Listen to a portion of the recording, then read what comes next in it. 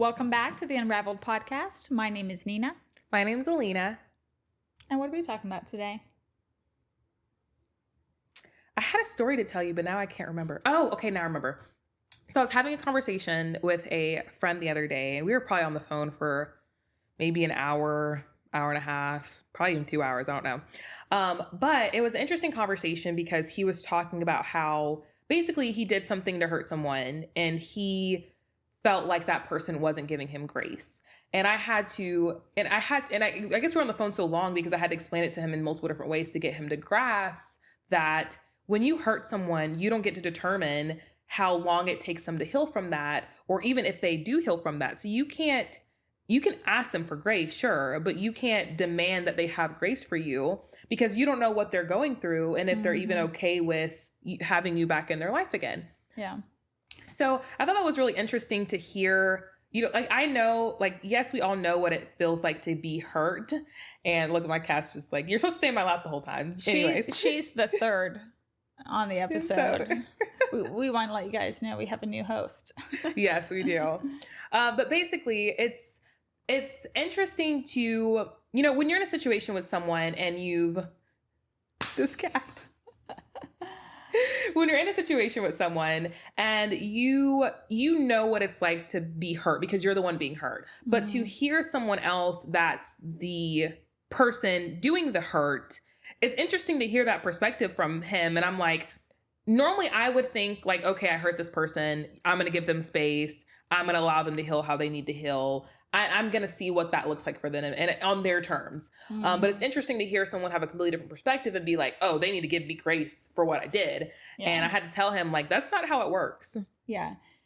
We can't, it's not our place to tell someone how long they need to heal from something that happened, especially if we were the ones that kind of caused that hurt to begin with. Right. I mean, I know, having been on the receiving end of a lot of hurtful things that were said or done, sometimes it takes a month, sometimes it takes years, to kind of move past something, and you can't time it.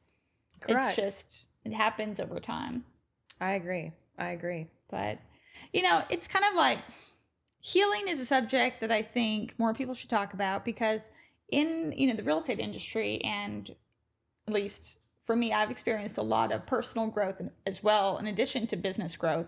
And what you find out is that you feel like you're healing and working through stuff. And then when you get through one thing, now there's another thing that comes up. And my coach told me that's a part of growing and changing because you overcome one thing and then now you can see the next. Correct. And it's a stepping stone.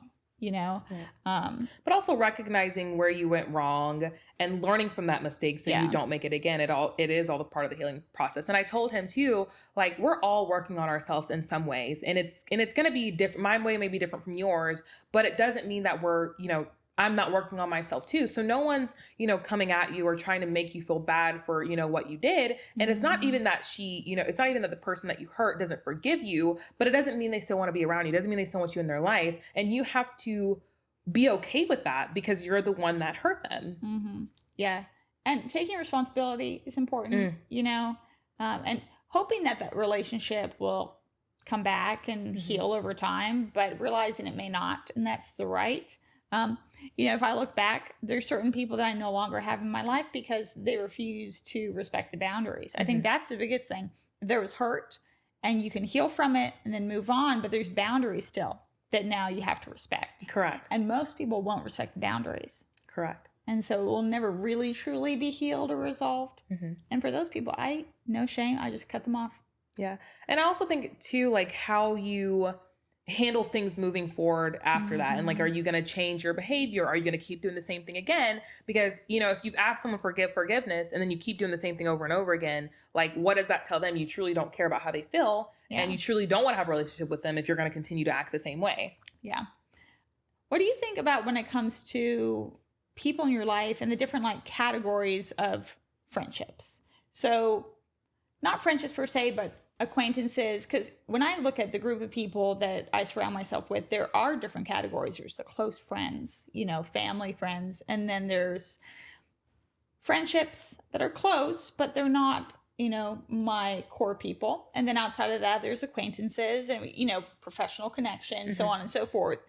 How do you categorize groups of people that come into your life, and what boundaries? By the value they bring. So I have I have two people that I consider like my best friends. People that are gonna outright tell me when I'm wrong, put me in my place, no matter if it's aggressive or kind. Like those are the people that I consider like my best friends.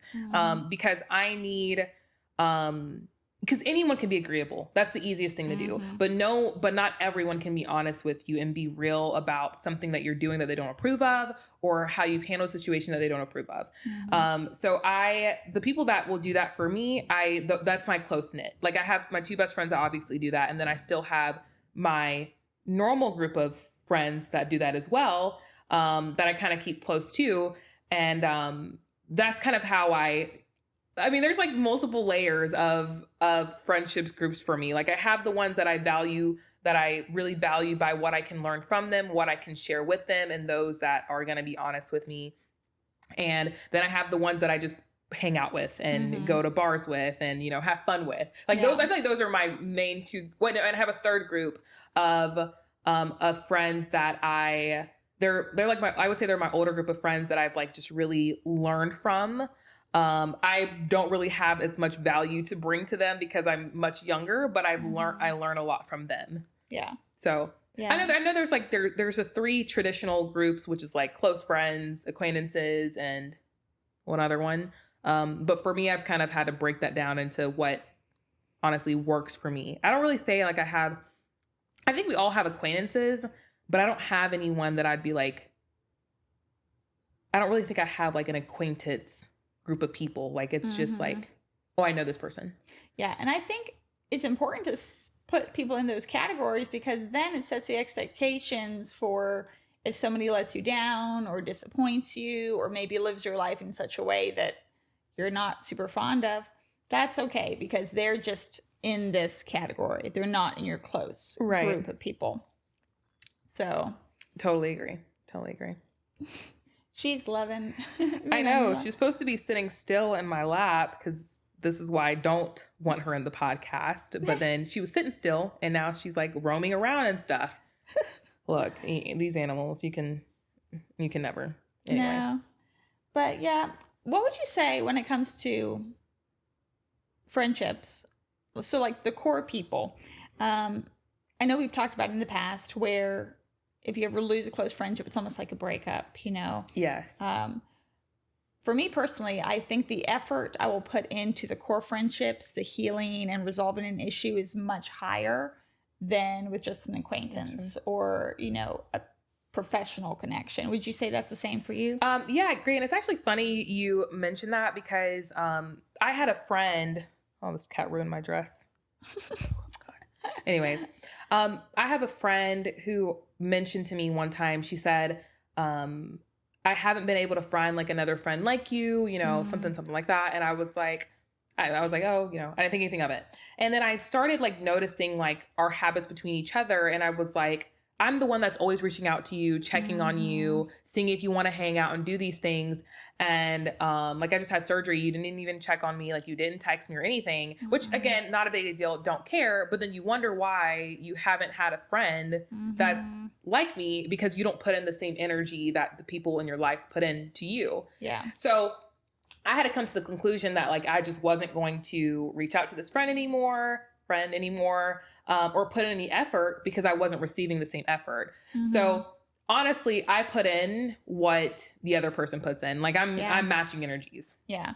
And that's a good test. I feel like if you ever are questioning friendships or relationships, just match energies. Yeah. Take a step back and match energies. Exactly. Because you'll find out pretty quickly who is actually seeking out to talk to you, check on you. Are you okay? Or is everything always just about them all the time? Right. And honestly, I have no problem with still being friends. Like I would still consider that person a friend, but the level of friendship will be different. Like I'm not going to be putting in, 50% and you're only putting in, 10%. Like I'm going to stay at my 50%. Shit, I might even pull back a little bit more, but I'm not going to exhaust any more energy in this friendship, because I'm the one that's creating the friendship. I'm the one that built it. So I need to see more from you before I keep continuing to pour into you. So it's a hard thing to do, and it's a hard thing to realize, but honestly, it's even harder to be exhausted in a friendship that isn't that isn't giving. Yeah, if somebody's just taking from you, then it's really not worth the investment of time. I agree. Whether it's a friendship or a relationship, I really think it's the same thing. If someone is matching your energy or even doing more, they're making you better. How far can that relationship go and that friendship go? It can go so deep and so far, and they'll oftentimes be the type of people that maybe you haven't spoken to them for a month, but you can reconnect and it was like you talked yesterday. That deep level of connection is still there. Sometimes I can relate it to relationship with some siblings, to where it's just so like you can have a raging fight and then be totally fine the next day. you know and that's because there's levels of built friendship and relationship over time, that got you to that level. Agreed. Like even with, and we're talking about siblings, even with my siblings, I was having a discussion with my brother the other day, and my sister was just sitting there because she just happened to be there during the conversation. And sometimes I don't realize it, but I'm very like, I'll have a conversation no matter if it's good, bad, whatever, in this exact same tone. And sometimes it can, depending on the conversation, sometimes it can come across as condescending, or I'm trying to think of the other word that she used, or aggressive. And a lot of the times that's never my intentions. I'm just like, this is the problem that I have, da da da da da. And in my mind, I'm like, I don't care how you take it, which is not an okay habit at all. And she had to tell me, so she was sitting there listening to my sister was sitting there listening to the conversation, and she was like, and I was wondering why my brother was getting mad, and I was like, I'm just telling you like what it is. And my sister's like, Alina, you talk to people like you're being condescending and aggressive. And I was like, is that really what I sound like? And she was like, yes, that's why he's getting so defensive and having a problem with what you're saying, because you're not relaying your message right or something, because the way it's coming across is very, aggressive and condescending. And of course I'm like, I profusely am apologizing. I'm like, I'm really sorry. That's definitely not how I intended for my message to come across. So then I start reeling it back in, and I'm like, okay, how can I explain this a little better? And honestly, it took me 2 other times that I said something negative, because again, I wasn't trying to be negative, but I couldn't figure out how to appropriately communicate what I was trying to communicate. And then my brother was like, well, just go ahead and say it. I want to go. I mean, it's clearly on your mind. Go ahead and say it, what you're thinking. And I was like, well, I mean, that's not how I was trying to make the message sound. And so I ended up saying what I was thinking, and it, of course, didn't come across how I wanted it to sound. And then finally, as we're like talking through it, and we eventually get to the root, and I'm able to dissect exactly what it is that I'm trying to explain to him. And then of course, after that's all done, we're all happy dory, everything's fine. But it was worth I could have left the conversation where it was and been like, okay, I'm just going to ignore what my sister said. I don't really care what they think, which I had the tendency to do sometimes. I'm just like, I'm getting this off my chest. I don't really care what you think. Take it how you want to take it, which is not a good habit at all. And that's something that I need to work on, and that I am working on, is my delivery and how I give messages, because I can deliver a message all day, but if you're not getting the message or receiving it how it needs to be received, then that does no good to the conversation. But also it will slowly tear apart the relationship that I have with you, because I'm being ignorant and not listening to how you feel, or paying attention to how I'm saying certain things. But on the flip side too, even though like you're still working through communicating with siblings, if you really didn't care, you wouldn't even bother. So part of the reason why you're even passionate about this one thing is because you care. Yeah, so it's that's true. Even though it's still like, we got to work through communication, if you didn't say anything at all, that would actually show, it would be worse. I know for me, if I'm done with someone, I do not care, man, what they're doing. I'm not going to call them, give them feedback. But if it was my sister doing something, or someone who I care about, I'll be really getting after them and having these hard conversations that hopefully, they lead to growth anyway. But I also think about the audience and who I'm talking to as well, or who we talk to. And like for my siblings, I think in my mind, I'm like, oh, they can handle however I'm going to say it, because they're my siblings. They're going to put up with my shit anyways. But realistically, it's not okay, because yes, they're my siblings, but it doesn't mean they're going to take what I give all the time. And eventually it's going to wear on the relationship. Versus my friends, I'm going to talk to them the same way. And it's surprisingly enough, like how I talk and give advice to my friends are the exact same way that I give advice to my siblings. But I don't know, my friends don't take it the same way that my siblings do. My friends take what I get, what I dish. Yeah. They have no problem with me going off on them and telling them, you know, what problems I have or even telling them why I think they're wrong. They have no problem with it. But when I talk to my siblings that way, it does not work the same way. Well, you know why though? And I guess I feel like my siblings are a little more sensitive to how I deliver, versus my friends aren't as sensitive. Well, it could be that, but also probably part of it is that you guys do have some similarities when it comes to what you're passionate about. Like with my siblings, we are all strong personalities, which make us awesome in each of our own ways. But then when it comes to resolving conflicts amongst each other, wow, everyone's very opinionated.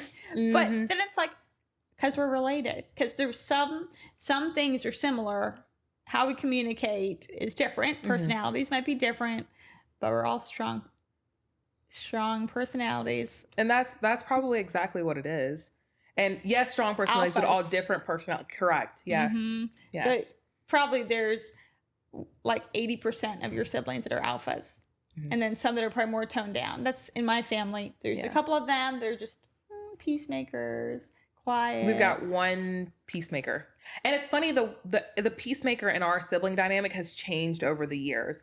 Like at one point it was me. At one point it was, you know, we've all played the peacemaker in different years and different phases of our life. Yeah. And that's kind of cool. Has that happened with your siblings at all? Or it's always been the exact same, everybody's played the exact same role? I would say that there's one sibling that has primarily been the peacemaker throughout the entire time. And then as some of the siblings, as we get older, more mature, you know, kind of work through some emotional problems, then we can kind of take turns helping with being the peacemaker and things like that. But, you know, when we were younger, everything was a big deal. Everything was the end of the world versus, you know, you live 10, 20, 30, 40 years and you realize, well, this is not so bad. Right. You know, so then I think the younger ones are more impassioned just because they've not realized it's not really a big deal. To that point yet. Yeah. I agree. So, well, I enjoyed this topic today. It was different, but it's also something I wanted to get off my chest. So sometimes I wonder, do our siblings ever listen to the podcast? Girl, no, they don't. My siblings don't. Next week, we're going to talk about why people don't support you. And who you should... No. But thank you for joining us. We will be back next Wednesday. You can listen to us wherever you listen to podcasts. And thank you for watching.